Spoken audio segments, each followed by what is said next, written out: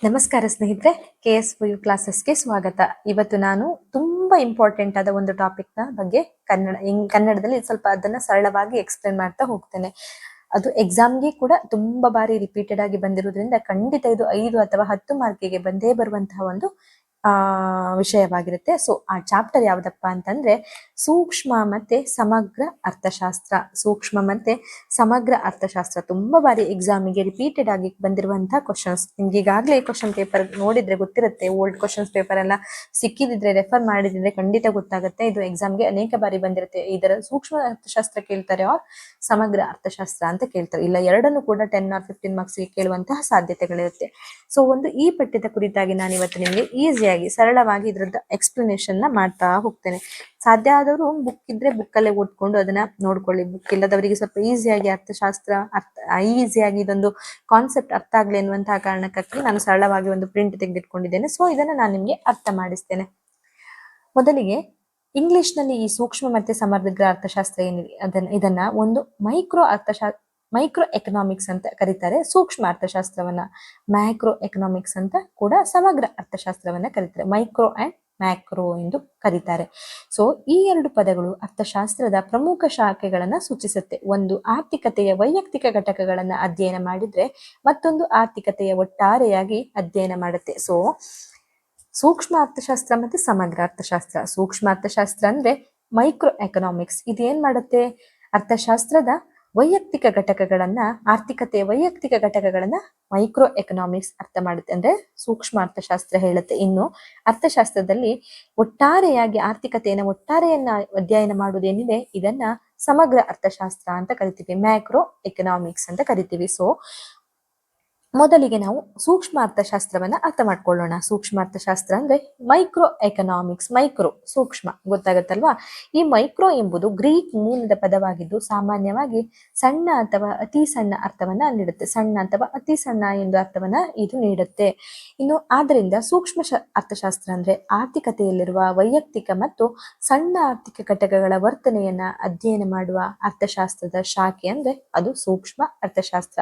ಇನ್ನೊಂದ್ಸಲ ಹೇಳೋದಾದ್ರೆ ಸೂಕ್ಷ್ಮ ಅರ್ಥಶಾಸ್ತ್ರ ಎಂದ್ರೆ ಆರ್ಥಿಕತೆಯಲ್ಲಿರುವ ವೈಯಕ್ತಿಕ ಮತ್ತು ಸಣ್ಣ ಆರ್ಥಿಕ ಘಟಕಗಳ ವರ್ತನೆಯನ್ನ ಅಧ್ಯಯನ ಮಾಡುವ ಅರ್ಥಶಾಸ್ತ್ರದ ಶಾಖೆಯೇ ಸೂಕ್ಷ್ಮ ಅರ್ಥಶಾಸ್ತ್ರ ಆಗಿರುತ್ತೆ. ಇಲ್ಲಿ ವೈಯಕ್ತಿಕ ಘಟಕ ಅಂದ್ರೆ ಏನು? ವೈಯಕ್ತಿಕ ಅಂದ್ರೆ ಸಣ್ಣ ಪ್ರಮಾಣದಲ್ಲಿ ಬರುವಂತದ್ದು ಸೂಕ್ಷ್ಮ ಅರ್ಥಶಾಸ್ತ್ರದಲ್ಲಿ. ಸೊ ವೈಯಕ್ತಿಕವಾಗಿ ಅಂದ್ರೆ ಯಾವ್ದೆಲ್ಲ ಬರುತ್ತೆ ಅಂದ್ರೆ ಒಂದು ಚಿಕ್ಕ ಮಟ್ಟದಲ್ಲಿ ಅಂದ್ರೆ ಗ್ರಾಹಕರು, ಕುಟುಂಬ, ಉತ್ಪಾದಕ, ಸಂಸ್ಥೆ, ಕೈಗಾರಿಕೆ ಮತ್ತೆ ನಿರ್ದಿಷ್ಟವಾದ ಮಾರುಕಟ್ಟೆ ಮುಂತಾದ ಆರ್ಥಿಕ ಘಟಕಗಳು ಎಂದು ಪರಿಗಣಿಸಬಹುದು. ಈ ವೈಯಕ್ತಿಕ ಘಟಕ ಅಂದ್ರೆ ಯಾವುದು? ಗ್ರಾಹಕರು, ಕುಟುಂಬ, ಉತ್ಪಾದಕ, ಸಂಸ್ಥೆ, ಕೈಗಾರಿಕೆ, ನಿರ್ದಿಷ್ಟ ಮಾರ್ಕೆಟ್ ಇದೆಲ್ಲವೂ ಕೂಡ ಆರ್ಥಿಕ ಘಟಕಗಳಾಗಿರುತ್ತೆ, ವೈಯಕ್ತಿಕವಾದದ್ದು. ಇನ್ನು ಸೂಕ್ಷ್ಮ ಅರ್ಥಶಾಸ್ತ್ರವು ಈ ಘಟಕಗಳು ತಮ್ಮ ಸೀಮಿತ ಮೂಲ ಸಂಪನ್ಮೂಲಗಳನ್ನು ಬಳಸಿಕೊಂಡು ಹೇಗೆ ಬಳಸ್ತೇವೆ ಮತ್ತೆ ಆರ್ಥಿಕ ನಿರ್ಧಾರಗಳನ್ನು ಹೇಗೆ ತೆಗೆದುಕೊಳ್ಳುತ್ತವೆ ಎಂಬುದನ್ನು ಅಧ್ಯಯನ ಮಾಡ್ತದೆ. ಈ ಸೂಕ್ಷ್ಮ ಅರ್ಥಶಾಸ್ತ್ರ ಏನ್ ಮಾಡುತ್ತೆ? ಈ ಸೀಮಿತ ಸಂಪನ್ಮೂಲಗಳಿಂದ ಇವುಗಳನ್ನೆಲ್ಲ ಹೇಗೆ ಬಳಸ್ತವೆ ಮತ್ತೆ ಆರ್ಥಿಕ ನಿರ್ಧಾರಗಳನ್ನು ಹೇಗೆ ತೆಗೆದುಕೊಳ್ಳುತ್ತದೆ ಎನ್ನುವುದನ್ನು ಕುರಿತಾಗಿ ಸೂಕ್ಷ್ಮ ಅರ್ಥಶಾಸ್ತ್ರ ಅಧ್ಯಯನ ಮಾಡುತ್ತೆ. ಇನ್ನು ಈ ಸೂಕ್ಷ್ಮ ಅರ್ಥಶಾಸ್ತ್ರದಲ್ಲಿ ನಾವು ಆರ್ಥಿಕತೆಯನ್ನ ಸಣ್ಣ ಸಣ್ಣ ಭಾಗಗಳಾಗಿ ನೋಡ್ತೇವೆ. ಅಂದ್ರೆ ಒಬ್ಬ ಗ್ರಾಹಕ ತನ್ನ ಆದಾಯವನ್ನ ಹೇಗೆ ಬಳಸ್ತಾನೆ, ಯಾವ ವಸ್ತುಗಳನ್ನ ಖರೀದಿಸ್ತಾನೆ, ಎಷ್ಟು ಪ್ರಮಾಣದಲ್ಲಿ ಖರೀದಿಸ್ತಾನೆ, ಒಬ್ಬ ಉತ್ಪಾದಕ ಯಾವ ಪ್ರಮಾಣದಲ್ಲಿ ಉತ್ಪಾದನೆಯನ್ನ ಮಾಡಬೇಕು, ಉತ್ಪಾದನೆಗೆ ಎಷ್ಟು ಸಂಪನ್ಮೂಲಗಳನ್ನ ಬಳಸಬೇಕು, ಉತ್ಪನ್ನದ ಬೆಲೆಯನ್ನ ಹೇಗೆ ನಿರ್ಧರಿಸಬೇಕು, ಉತ್ಪಾದನೆಯಿಂದ ಎಷ್ಟು ಆದಾಯ ಮತ್ತೆ ಎಷ್ಟು ಲಾಭವನ್ನ ಪಡಿಬಹುದು, ಇಂತಹ ಎಲ್ಲ ಪ್ರಶ್ನೆಗಳಿಗೆ ಉತ್ತರ ಹುಡುಕುವುದು ಸೂಕ್ಷ್ಮ ಅರ್ಥಶಾಸ್ತ್ರದ ಮುಖ್ಯ ಉದ್ದೇಶವಾಗಿದೆ. ಇಲ್ಲ ನೀವು ಈ ಪಾಯಿಂಟ್ ಅನ್ನ ಮುಖ್ಯ ಉದ್ದೇಶಗಳು ಅಂತ ಹೇಳಿ ಬರ್ಕೊಂಡು ಇದನ್ನೇ ಬರಿಬಹುದು. ಎಷ್ಟು ವಸ್ತುಗಳನ್ನು ಖರೀದಿಸಬಹುದು, ಇದೆಲ್ಲವನ್ನ ಮಾಡ್ಲಿಕ್ಕೆ ಇದಕ್ಕೆಲ್ಲ ಪ್ರಶ್ನೆಗಳು ಉತ್ತರ ಹುಡುಕುವುದೇ ಸೂಕ್ಷ್ಮ ಅರ್ಥಶಾಸ್ತ್ರ ಮುಖ್ಯ ಉದ್ದೇಶವಾಗಿರುತ್ತೆ ಅಂತ ಕೂಡ ನೀವು ಬರಿಬಹುದಾಗಿದೆ. ಇನ್ನು ಹೀಗಾಗಿ ಸೂಕ್ಷ್ಮ ಅರ್ಥಶಾಸ್ತ್ರವು ವೈಯಕ್ತಿಕ ಆರ್ಥಿಕ ಘಟಕಗಳ ನಿರ್ಧಾರ ಮತ್ತೆ ವರ್ತನೆಯನ್ನ ಮುಖ್ಯವಾಗಿ ಅಧ್ಯಯನ ಮಾಡುತ್ತೆ. ಇನ್ನು ಸೂಕ್ಷ್ಮ ಅರ್ಥಶಾಸ್ತ್ರದ ಪ್ರಮುಖ ಅಧ್ಯಯನ ಕ್ಷೇತ್ರಗಳು ಯಾವುದೆಲ್ಲ ಅಧ್ಯಯನ ಕ್ಷೇತ್ರಗಳನ್ನು ಯಾವುದನ್ನೆಲ್ಲ ಅಧ್ಯಯನ ಮಾಡುತ್ತೆ ಸೂಕ್ಷ್ಮ ಅರ್ಥಶಾಸ್ತ್ರ ಅಂತ ನೋಡುವುದಾದ್ರೆ, ಒಂದು ಗ್ರಾಹಕರ ವರ್ತನೆ ಅಂದ್ರೆ ಗ್ರಾಹಕ ತನ್ನ ಸೀಮಿತ ಆದಾಯವನ್ನ ಹೇಗೆ ಬಳಸ್ತಾನೆ ಎಂಬುದನ್ನ ಸೂಕ್ಷ್ಮ ಅರ್ಥಶಾಸ್ತ್ರ ಅರ್ಥಶಾಸ್ತ್ರದ ಪ್ರಮುಖ ವಿಷಯ ಆಗಿರುತ್ತೆ. ಅಂದ್ರೆ ತನ್ನ ಸೀಮಿತ ಲಿಮಿಟೆಡ್ ಆದಾಯವನ್ನ ಹೇಗೆಲ್ಲ ಬಳಸ್ತಾನೆ ಎನ್ನುವುದನ್ನು ಸೂಕ್ಷ್ಮ ಅರ್ಥಶಾಸ್ತ್ರ ಹೇಳುತ್ತೆ. ಗ್ರಾಹಕನಿಗೆ ಅನೇಕ ವಸ್ತುಗಳ ಅಗತ್ಯವಿರುತ್ತೆ, ಆದ್ರೆ ಅವನ ಆದಾಯ ಸೀಮಿತವಾಗಿರುತ್ತೆ, ಲಿಮಿಟೆಡ್ ಆಗಿರುತ್ತೆ. ಆದ್ರೆ ಅಗತ್ಯತೆಗಳು ತುಂಬಾ ಇರುತ್ತೆ. ಆದ್ರಿಂದ ಯಾವ ವಸ್ತುವನ್ನ ಎಷ್ಟು ಖರೀದಿಸಬೇಕು ಮತ್ತೆ ಎಂಬುದನ್ನ ಆತನು ಆಯ್ಕೆ ಮಾಡ್ಕೊಳ್ಬೇಕಾಗತ್ತೆ.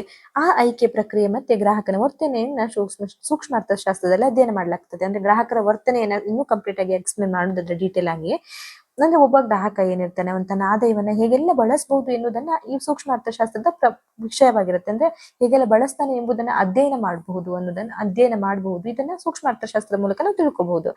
ಗ್ರಾಹಕನಿಗೆ ಅನೇಕ ವಸ್ತುಗಳ ಅಗತ್ಯತೆ ಇರುತ್ತೆ, ಆದ್ರೆ ಅವನ ಆದಾಯ ಕಮ್ಮಿ ಇರುತ್ತೆ. ಆದ್ರೆ ಅವನು ಎಷ್ಟನ್ನ ಖರೀದಿಸಬೇಕು ಅನ್ನೋದನ್ನ ಅವನು ಆಯ್ಕೆ ಮಾಡ್ಕೊಳ್ಬೇಕಾಗತ್ತೆ. ಈ ಆಯ್ಕೆ ಪ್ರಕ್ರಿಯೆ ಮತ್ತೆ ಗ್ರಾಹಕರ ವರ್ತನೆಯನ್ನೇ ಅರ್ಥಶಾಸ್ತ್ರದಲ್ಲಿ ಅಧ್ಯಯನ ಮಾಡಲಾಗ್ತದೆ. ಇನ್ನು ಎರಡನೆಯ ಪಾಯಿಂಟ್ ಅಂದ್ರೆ ಅರ್ಥಶಾಸ್ತ್ರದಲ್ಲಿ ಅಧ್ಯಯನದ ಈ ಸೂಕ್ಷ್ಮ ಅರ್ಥಶಾಸ್ತ್ರದ ಪ್ರಮುಖ ಅಧ್ಯಯನ ಕ್ಷೇತ್ರಗಳಲ್ಲಿ ಇರುವಂತಹ ಎರಡನೇ ಪಾಯಿಂಟ್ ಯಾವುದು? ಬೇಡಿಕೆ. ಒಂದು ವಸ್ತು ಅಥವಾ ಸೇವೆಯನ್ನು ಖರೀದಿಸಲು ಗ್ರಾಹಕ ಸಿದ್ಧನಿರುವ ಪ್ರಮಾಣವನ್ನ ಬೇಡಿಕೆ ಎಂದು ಕರೀಬಹುದು. ಒಂದು ವಸ್ತು ಅಥವಾ ಸೇವೆಯನ್ನು ಖರೀದಿಸಲು ಗ್ರಾಹಕ ಪ್ರಮಾಣವನ್ನ ಬೇಡಿಕೆ ಎಂದು ಕರೆಯಬಹುದು. ಬೇಡಿಕೆಯ ಮೇಲೆ ಬೆಲೆ, ಆದಾಯ, ಸಂಬಂಧಿತ ವಸ್ತುಗಳ ಬೆಲೆ ಮತ್ತೆ ಗ್ರಾಹಕರ ಅಭಿರುಚಿ ಮುಂತಾದ ಅಂಶಗಳು ಪರಿಣಾಮ ಬೀರುತ್ತೆ. ಹೀಗಾಗಿ ಬೇಡಿಕೆಯ ಸ್ವರೂಪ ಮತ್ತೆ ಬೇಡಿಕೆಯಲ್ಲಿ ಉಂಟಾಗುವ ಬದಲಾವಣೆಗಳನ್ನು ಸೂಕ್ಷ್ಮ ಅರ್ಥಶಾಸ್ತ್ರದಲ್ಲಿ ಅಧ್ಯಯನ ಮಾಡಲಾಗ್ತದೆ. ಈಗ ಎರಡನೇ ಪಾಯಿಂಟ್ ಬೇಡಿಕೆಯನ್ನ ನಾವು ನೋಡಿ ಆಯ್ತು. ಮೂರನೇ ಪಾಯಿಂಟ್ ಉತ್ಪಾದಕರ ವರ್ತನೆ.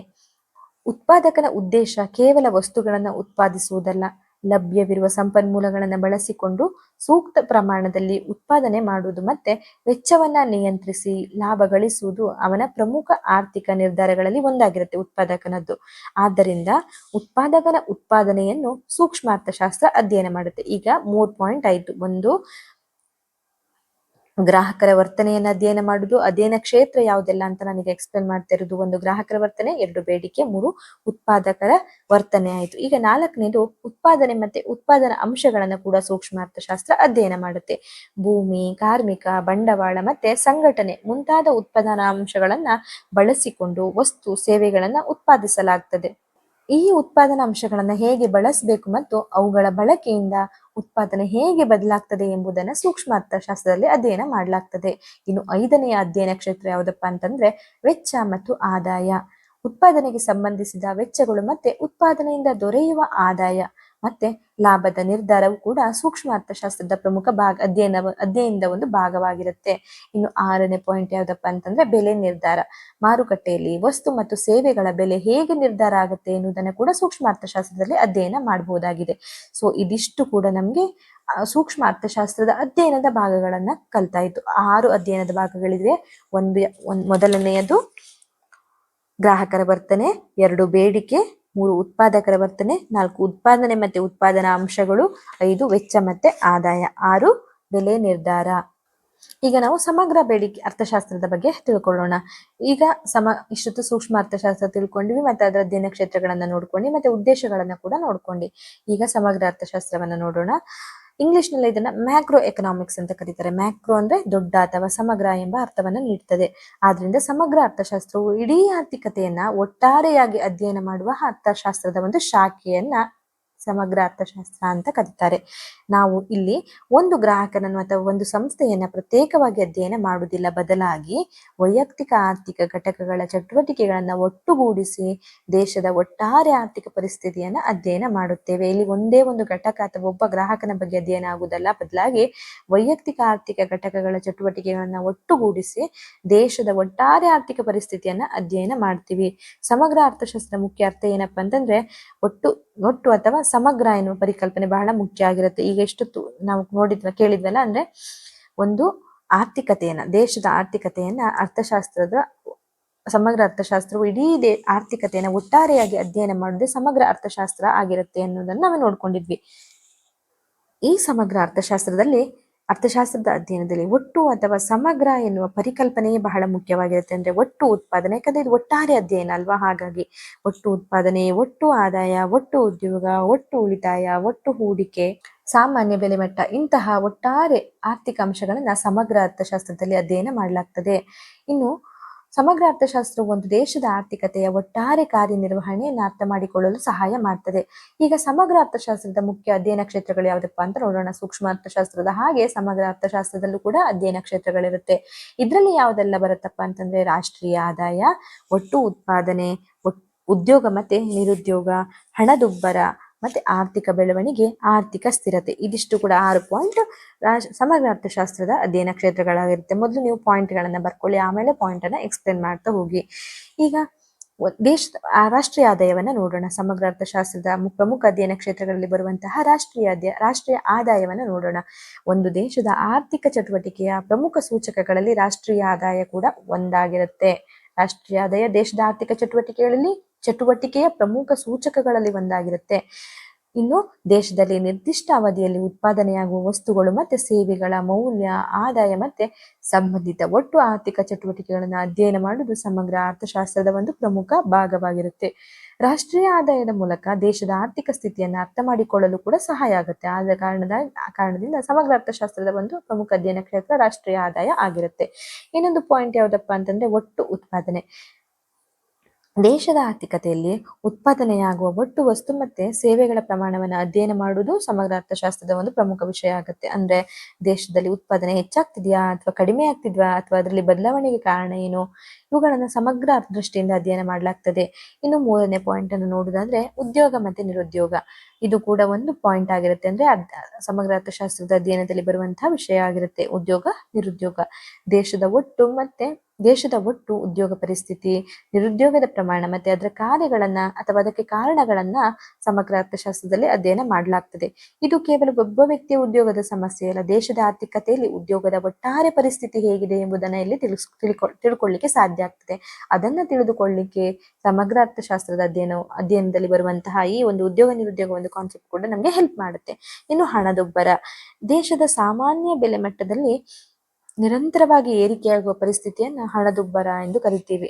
ದೇಶದ ಸಾಮಾನ್ಯ ಬೆಲೆ ಮಟ್ಟದಲ್ಲಿ ನಿರಂತರವಾಗಿ ಬದಲಾಗುತ್ತಿರುವ ಅಥವಾ ಏರಿಕೆಯಾಗುತ್ತಿರುವ ಪರಿಸ್ಥಿತಿಯನ್ನ ಹಣದುಬ್ಬರ ಅಂತ ಕರಿತೀವಿ. ಹಣದುಬ್ಬರಕ್ಕೆ ಕಾರಣಗಳೇನು, ಅದರ ಪರಿಣಾಮಗಳನ್ನು, ಅದನ್ನು ಹೇಗೆ ನಿಯಂತ್ರಿಸುವಂತ ಕ್ರಮಗಳೆಲ್ಲ ಯಾವುದು, ಅದೆಲ್ಲವೂ ಕೂಡ ಸಮಗ್ರ ಅರ್ಥಶಾಸ್ತ್ರದ ಒಂದು ಅಧ್ಯಯನದ ವಿಷಯ ಆಗಿರುತ್ತೆ. ಇನ್ನು ಆರ್ಥಿಕ ಬೆಳವಣಿಗೆ. ಕಾಲಕ್ರಮೇಣ ದೇಶದ ಉತ್ಪಾದನಾ ಸಾಮರ್ಥ್ಯ ಮತ್ತೆ ನೈಜ ಉತ್ಪಾದನೆ ಹೆಚ್ಚಾಗುವುದನ್ನು ಆರ್ಥಿಕ ಬೆಳವಣಿಗೆಯೊಂದಿಗೆ ಸಂಬಂಧಿಸಿ ಅಧ್ಯಯನ ಮಾಡಲಾಗ್ತದೆ. ದೇಶದ ಆರ್ಥಿಕ ಬೆಳವಣಿಗೆಯ ಪ್ರಮಾಣ ಮತ್ತೆ ಅದಕ್ಕೆ ಕಾರಣವಾಗುವ ಅಂಶಗಳನ್ನು ಕೂಡ ಸಮಗ್ರ ಅರ್ಥಶಾಸ್ತ್ರದಲ್ಲಿ ನೋಡಲಾಗ್ತದೆ. ಇನ್ನು ಕೊನೆಯ ಪಾಯಿಂಟ್ ಆರ್ಥಿಕ ಸ್ಥಿರತೆ. ಆರ್ಥಿಕತೆಯಲ್ಲಿ ನಿರಂತರವಾಗಿ ದೊಡ್ಡ ಮಟ್ಟದ ಬೆಲೆ ಏರಿಕೆ, ನಿರುದ್ಯೋಗ ಅಥವಾ ಉತ್ಪಾದನೆಯ ಕುಸಿತ ಉಂಟಾದಾಗ ಆರ್ಥಿಕ ಸ್ಥಿರತೆಗೆ ಸಮಸ್ಯೆ ಉಂಟಾಗ್ತದೆ. ಆದ್ರಿಂದ ಆರ್ಥಿಕ ಸ್ಥಿರತೆಯನ್ನ ಸ್ಥಿರವಾಗಿಡುವಂತಹ ನೀತಿಗಳನ್ನ ಸಮಗ್ರ ಅರ್ಥಶಾಸ್ತ್ರದಲ್ಲಿ ಅಧ್ಯಯನ ಮಾಡಲಾಗ್ತದೆ. ಅಂದ್ರೆ ಇಷ್ಟೆಲ್ಲ ಸಮಸ್ಯೆಗಳನ್ನ ಪರಿಹರಿಸಲು ಪರಿಹಾರಗಳನ್ನ ಕಂಡು ಹಿಡಿಯಲು ನಮ್ಗೆ ಸಮಗ್ರ ಅರ್ಥಶಾಸ್ತ್ರ ಎನ್ನುವಂತಹ ಅದರದ್ದು ಅಧ್ಯಯನ ಮಾಡುವುದು ಅವಶ್ಯಕವಾಗಿರ್ತದೆ. ಸೊ ಯಾವುದಕ್ಕೆಲ್ಲ ಸಮಗ್ರ ಅರ್ಥಶಾಸ್ತ್ರದ ಸಮಗ್ರ ಅರ್ಥಶಾಸ್ತ್ರದ ಪ್ರಮುಖ ಅಧ್ಯಯನ ಕ್ಷೇತ್ರಗಳು ಯಾವೆಲ್ಲ ವಿಷಯಗಳಲ್ಲಿ ಅದನ್ನ ಅಧ್ಯಯನ ಮಾಡ್ಲಿಕ್ಕೆ ನಮ್ಗೆ ಸಹಾಯ ಆಗ್ತದೆ ಅಂತಂದ್ರೆ ರಾಷ್ಟ್ರೀಯ ಆದಾಯ, ಒಟ್ಟು ಉತ್ಪಾದನೆ, ಉದ್ಯೋಗ ಮತ್ತೆ ನಿರುದ್ಯೋಗ, ಹಣದುಬ್ಬರ, ಆರ್ಥಿಕ ಬೆಳವಣಿಗೆ ಮತ್ತೆ ಆರ್ಥಿಕ ಸ್ಥಿರತೆಯನ್ನ ಅದರ ಆಗು ಹೋಗುಗಳನ್ನೆಲ್ಲ ಪರೀಕ್ಷಿಸಲಿಕ್ಕೆ ಅಥವಾ ಅಧ್ಯಯನ ಮಾಡ್ಲಿಕ್ಕೆ ನಮ್ಗೆ ಸಮಗ್ರ ಅರ್ಥಶಾಸ್ತ್ರ ಸಹಾಯ ಮಾಡುತ್ತೆ. ಇನ್ನು ನಾವು ಸೂಕ್ಷ್ಮ ಮತ್ತೆ ಸಮಗ್ರ ಅರ್ಥಶಾಸ್ತ್ರದ ನಡುವೆ ಬರುವಂತಹ ಮೂಲಭೂತವಾದ ಇಂಪಾರ್ಟೆಂಟ್ ಆದ ವ್ಯತ್ಯಾಸಗಳನ್ನ ನೋಡೋಣ. ಈಗ ಇವೆರಡರ ವ್ಯತ್ಯಾಸವನ್ನ ಪರಿಕಲ್ಪನೆಯ ಆಧಾರದ ಮೇಲೆ ಅರ್ಥ ಮಾಡ್ಕೊಳ್ಳೋಣ. ಸೂಕ್ಷ್ಮ ಅರ್ಥಶಾಸ್ತ್ರದ ಕೇಂದ್ರ ಬಿಂದು ಏನಾಗಿರುತ್ತೆ, ವೈಯಕ್ತಿಕ ಘಟಕಗಳಾಗಿರುತ್ತೆ ಸಣ್ಣ ಪ್ರಮಾಣದಲ್ಲಿ. ಸಮಗ್ರ ಅರ್ಥಶಾಸ್ತ್ರದ ಕೇಂದ್ರ ಬಿಂದು ಏನಾಗಿರುತ್ತೆ, ಒಟ್ಟು ಆರ್ಥಿಕತೆ ಓವರ್ ಆಲ್ ಆಗಿರುತ್ತೆ. ಸೂಕ್ಷ್ಮ ಅರ್ಥಶಾಸ್ತ್ರದಲ್ಲಿ ಈಗ ನಾವು ಇದು ಒಂದೊಂದು ಪಾಯಿಂಟ್ ಅನ್ನು ನೀವು ಫಸ್ಟಿಗೆ ಬರ್ಕೊಳ್ಳಿ. ಸೂಕ್ಷ್ಮ ಅರ್ಥಶಾಸ್ತ್ರ ಅಂತ ಒಂದು ಕಾಲಮ್ ಹಾಕೊಂಡು ಸೂಕ್ಷ್ಮ ಅರ್ಥಶಾಸ್ತ್ರ, ಸಮಗ್ರ ಅರ್ಥಶಾಸ್ತ್ರ ಅಂತ ಬರ್ಕೊಂಡು ಇಲ್ಲಿ ಸೂಕ್ಷ್ಮ ಅರ್ಥಶಾಸ್ತ್ರದ ಕೆಳಗಡೆ ಬರಿತಾ ಹೋಗಿ, ಇಲ್ಲಿ ಸಮಗ್ರ ಅರ್ಥಶಾಸ್ತ್ರ ಕೆಳಗಡೆ ಬರಿತಾ ಹೋಗಿ.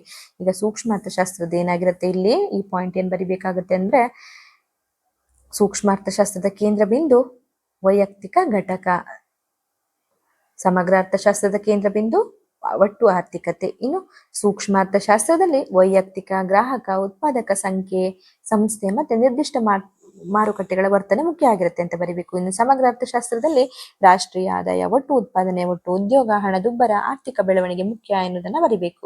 ಇನ್ನು ಸೂಕ್ಷ್ಮ ಅರ್ಥಶಾಸ್ತ್ರವು ಆರ್ಥಿಕ ಘಟಕಗಳ ಭಾಗಶಃ ಅಥವಾ ವೈಯಕ್ತಿಕ ನಿರ್ಧಾರಗಳನ್ನಷ್ಟೇ ವಿಶ್ಲೇಷಿಸುತ್ತದೆ ಅಂತ ಬರಿಬೇಕು. ಇದು ಸೂಕ್ಷ್ಮ ಅರ್ಥಶಾಸ್ತ್ರದಲ್ಲಿ ಬರೆದಿದೆ. ಇನ್ನು ಸಮಗ್ರ ಅರ್ಥಶಾಸ್ತ್ರದಲ್ಲಿ ಸಮಗ್ರ ಅರ್ಥಶಾಸ್ತ್ರವು ಆ ನಿರ್ಧಾರಗಳು ಮತ್ತೆ ಚಟುವಟಿಕೆಗಳ ಒಟ್ಟಾರೆ ಪರಿಣಾಮದಿಂದ ರೂಪುಗೊಳ್ಳುವ ಆರ್ಥಿಕತೆಯ ಸಮಗ್ರ ಸ್ಥಿತಿಯನ್ನ ವಿಶ್ಲೇಷಿಸುತ್ತದೆ. ಇದು ಸಮಗ್ರ ಶಿಸ್ತಿಯನ್ನ ಸಮಗ್ರ ಅರ್ಥಶಾಸ್ತ್ರ ವಿಶ್ಲೇಷಿಸಿದ್ರೆ, ಸೂಕ್ಷ್ಮ ಅರ್ಥಶಾಸ್ತ್ರ ಭಾಗಶಃ ವೈಯಕ್ತಿಕ ನಿರ್ಧಾರಗಳನ್ನಷ್ಟೇ ವಿಶ್ಲೇಷಿಸುತ್ತದೆ.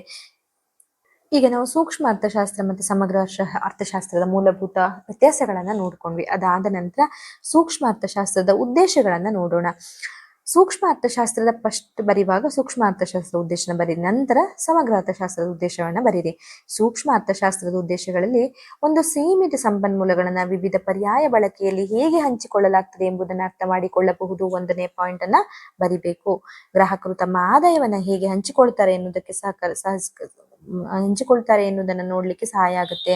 ಉತ್ಪಾದಕರು ತಮ್ಮ ಸಂಪನ್ಮೂಲಗಳನ್ನು ಯಾವ ರೀತಿಯಲ್ಲಿ ಬಳಸ್ತಾರೆ ಎನ್ನುವುದಕ್ಕೆ ಸಹಾಯ ಆಗುತ್ತೆ.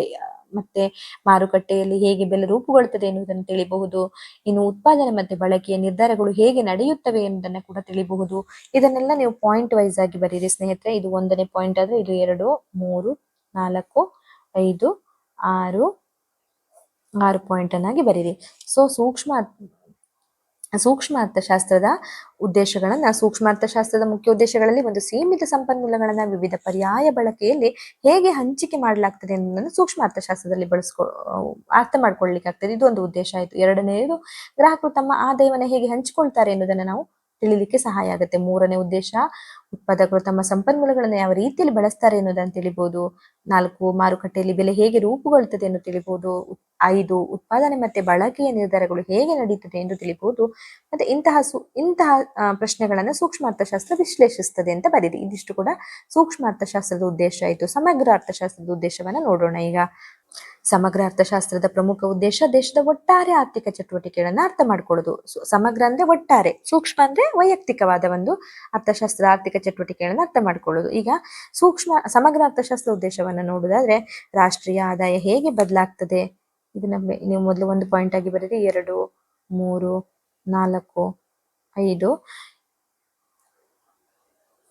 6 ಮತ್ತೆ 7 ಪಾಯಿಂಟ್ ಇರುತ್ತೆ. ಸೊ ಇದನ್ನ ಹೇಳೋದಾದ್ರೆ, ಈಗ ಈ 7 ಪಾಯಿಂಟ್ ಸಮಗ್ರ ಅರ್ಥಶಾಸ್ತ್ರದ ಉದ್ದೇಶಗಳಾಗಿರುತ್ತೆ. ಅದು ಯಾವ್ದಪ್ಪ ಅಂತಂದ್ರೆ, 1 ಸಮಗ್ರ ಅರ್ಥಶಾಸ್ತ್ರದ ಪ್ರಮುಖ ಉದ್ದೇಶ ದೇಶದ ಒಟ್ಟಾರೆ ಆರ್ಥಿಕ ಚಟುವಟಿಕೆಗಳನ್ನ ಅರ್ಥ ಮಾಡ್ಕೊಳ್ಳೋದು. 2 ರಾಷ್ಟ್ರೀಯ ಆದಾಯ ಹೇಗೆ ಬದಲಾಗ್ತದೆ ಎಂದು ತಿಳ್ಕೊಳ್ಳಿಕ್ಕೆ ಸಹಾಯ ಆಗುತ್ತೆ. ಉತ್ಪಾದನೆ ಏಕೆ ಹೆಚ್ಚುತ್ತದೆ ಮತ್ತೆ ಹೇಗೆ ಕಡಿಮೆ ಆಗ್ತದೆ ಅನ್ನೋದನ್ನು ತಿಳಿಲಿಕ್ಕೆ ಸಹಾಯ ಆಗುತ್ತೆ. ನಿರುದ್ಯೋಗ ಏಕೆ ಉಂಟಾಗ್ತದೆ ಎಂದು ತಿಳಿಲಿಕ್ಕೆ ಸಾಧ್ಯ ಆಗುತ್ತೆ. ಇನ್ನು ಹಣದುಬ್ಬರದಕ್ಕೆ ಕಾರಣವೇನು, ಆರ್ಥಿಕ ಬೆಳವಣಿಗೆಯನ್ನು ಹೇಗೆ ಸಾಧಿಸಬಹುದು. 6ನೇ ಪಾಯಿಂಟ್ 7ನೇದು ಆರ್ಥಿಕ ಸ್ಥಿರತೆಯನ್ನು ಹೇಗೆ ಕಾಪಾಡುವುದು. ಇದನ್ನೆಲ್ಲ ತಿಳಿಲಿಕ್ಕೆ ಸಹಾಯ ಮಾಡುವಂತಹದ್ದನ್ನ ನೀವು ಉದ್ದೇಶಗಳಲ್ಲಿ ಬರಿಬಹುದು.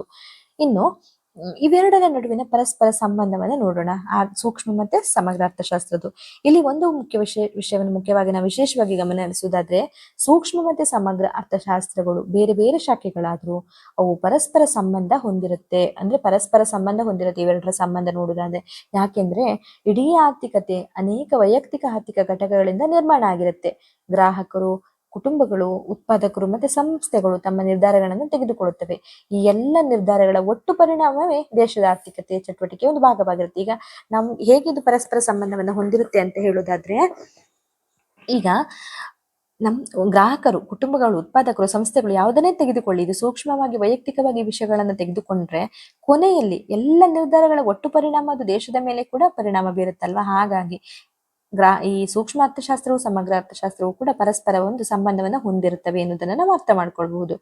ಇನ್ನೊಂದ್ಸಲ ಇದನ್ನ ಹೇಳೋದಾದ್ರೆ, ಯಾಕೆ ಇದು ಪರಸ್ಪರ ಸಂಬಂಧವನ್ನ ಹೊಂದಿದೆ ಅಂತ ಹೇಳೋದಾದ್ರೆ, ಗ್ರಾಹಕರು, ಕುಟುಂಬಗಳು, ಉತ್ಪಾದಕರು, ಸಂಸ್ಥೆಗಳು ತಮ್ಮ ನಿರ್ಧಾರಗಳನ್ನು ತೆಗೆದುಕೊಳ್ಳುತ್ತವೆ. ಈ ಎಲ್ಲ ನಿರ್ಧಾರಗಳ ಒಟ್ಟು ಪರಿಣಾಮ ದೇಶದ ಆರ್ಥಿಕ ಚಟುವಟಿಕೆ ಮೇಲೆ ಒಂದು ಭಾಗವಾಗಿರ್ತದೆ. ಆದ್ದರಿಂದ ವೈಯಕ್ತಿಕ ಆರ್ಥಿಕ ಚಟುವಟಿಕೆಗಳನ್ನು ಅರ್ಥ ಮಾಡಿಕೊಳ್ಳದೆ ಇಡೀ ಆರ್ಥಿಕತೆಯನ್ನು ಸಂಪೂರ್ಣವಾಗಿ ಅರ್ಥ ಮಾಡ್ಕೊಳ್ಳಿಕ್ಕೆ ಸಾಧ್ಯ ಇಲ್ಲ. ಅಂದ್ರೆ ನಾವು ಸ್ಟಾರ್ಟಿಂಗ್ ಇಂದ ಒಂದು ಪಾಯಿಂಟ್ ಅನ್ನು ನೋಡಿದ್ರೆ ನಮಗೆ ಕೊನೆಯಲ್ಲಿ ಅರ್ಥ ಮಾಡ್ಲಿಕ್ಕೆ ಸಾಧ್ಯ ಆಗ್ತದೆ. ಮೊದಲಿಂದ ವೈಯಕ್ತಿಕ ಭಾಗಗಳನ್ನು ಬಿಟ್ಟು ಡೈರೆಕ್ಟ್ ಆಗಿ ಒಟ್ಟಾರೆ ಮಾಡ್ಲಿಕ್ಕೆ ಹೋಗ್ಲಿಕ್ಕೆ ಸಾಧ್ಯ ಆಗುದಿಲ್ಲ. ಒಟ್ಟಾರೆಯಾಗಿ ನಾವು ತಿಳಿಬೇಕಾದ್ರೆ ಮೊದಲು ವೈಯಕ್ತಿಕವಾಗಿ ಅದನ್ನೆಲ್ಲ ಅರ್ಥಕೊಂಡ ಮೇಲೆ ಕೊನೆಯಲ್ಲಿ ಒಟ್ಟಾರೆ ಅರ್ಥ ಮಾಡ್ಕೊಳ್ಳಿಕ್ಕೆ ನಮಗೆ ಸಾಧ್ಯ ಆಗುತ್ತೆ. ಹಾಗಾಗಿ ಒಂದು ಪರಸ್ಪರ ಅವಲಂಬಿತವಾಗಿರ್ತವೆ, ಒಂದೊಂದು ಪರಸ್ಪರ ಸಂಬಂಧವನ್ನ ಹೊಂದಿರ್ತವೆ ಸೂಕ್ಷ್ಮ ಅರ್ಥಶಾಸ್ತ್ರ ಮತ್ತೆ ಸಮಗ್ರ ಅರ್ಥಶಾಸ್ತ್ರ. ಇನ್ನು ಅದೇ ಸಮಯದಲ್ಲಿ ಕೇವಲ ಒಬ್ಬ ವ್ಯಕ್ತಿ ಅಥವಾ ಒಂದು ಸಂಸ್ಥೆಯನ್ನ ಅಧ್ಯಯನ ಮಾಡುವುದರಿಂದ ದೇಶದ ಒಟ್ಟಾರೆ ಆರ್ಥಿಕ ಪರಿಸ್ಥಿತಿಯನ್ನು ಅರ್ಥ ಮಾಡಿಕೊಳ್ಳಲು ಕೂಡ ಸಾಧ್ಯವಿಲ್ಲ. ಆದ್ರಿಂದ ಸೂಕ್ಷ್ಮ ಅರ್ಥಶಾಸ್ತ್ರವು ಕೂಡ ಅಗತ್ಯವಾಗಿದೆ, ಸಮಗ್ರ ಅರ್ಥಶಾಸ್ತ್ರ ಕೂಡ ಅಗತ್ಯವಾಗಿದೆ. ಅವೆರಡೂ ಕೂಡ ಪರಸ್ಪರ ಸಂಬಂಧವನ್ನ ಹೊಂದಿದೆ ಅನ್ನೋದನ್ನ ನಾವು ಅರ್ಥ ಮಾಡ್ಕೊಳ್ಬಹುದು. ಈಗ ಒಂದು ಉದಾಹರಣೆ, ಒಂದು ವಸ್ತುವಿನ ಬೆಲೆ ಹೇಗೆ ನಿರ್ಧಾರ ಆಗುತ್ತೆ ಎಂಬುದನ್ನು ಅಧ್ಯಯನ ಮಾಡಿದ್ರೆ ಅದು ಸೂಕ್ಷ್ಮ ಅರ್ಥಶಾಸ್ತ್ರ ಆಯಿತು. ಆದ್ರೆ ದೇಶದ ಸಾಮಾನ್ಯ ಬೆಲೆ ಮಟ್ಟ ಏಕೆ ಹೆಚ್ಚುತ್ತಿದೆ ಎಂಬುದನ್ನು ಅಧ್ಯಯನ ಮಾಡಿದ್ರೆ ಅದು ಸಮಗ್ರ ಅರ್ಥಶಾಸ್ತ್ರ ಆಗಿರುತ್ತೆ. ಈ ಒಂದು ಉದಾಹರಣೆಯಿಂದಲೇ ಎರಡು ಮೂಲಭೂತ ವ್ಯತ್ಯಾಸಗಳನ್ನು ನಾವು ನೆನ್ಪಿಟ್ಕೋಬಹುದು. ಅಂದ್ರೆ ಸೂಕ್ಷ್ಮ ಅಂದಾಗ ಅದು ವೈಯಕ್ತಿಕ ಘಟಕವಾಗಿರುತ್ತೆ, ಸಮಗ್ರ ಅಂದಾಗ ಓವರ್ ಆಲ್ ಆಗಿರುತ್ತೆ. ನಾವು ಒಂದು ವಸ್ತುವಿನ ಬೆಲೆ ನಿರ್ಧಾರ ಹೇಗೆ ಎಂದು ಅರ್ಥ ಮಾಡ್ಕೊಳ್ಳಿಕ್ಕೆ ಸೂಕ್ಷ್ಮ ಅರ್ಥಶಾಸ್ತ್ರ ನೋಡಿದ್ರೆ, ದೇಶದ ಸಾಮಾನ್ಯ ಬೆಲೆ ಮಟ್ಟ ಯಾಕೆ ಹೆಚ್ಚುತ್ತಿದೆ, ಓವರ್ ಆಲ್ ಎಲ್ಲ ಹೆಚ್ಚಾಗ್ತಿದೆ ಎಂದು ತಿಳ್ಕೊಳ್ಳುವುದನ್ನ ಅಧ್ಯಯನ ಮಾಡಿದ್ರೆ ಅದು ಸಮಗ್ರ ಅರ್ಥಶಾಸ್ತ್ರ ಆಗಿರುತ್ತೆ.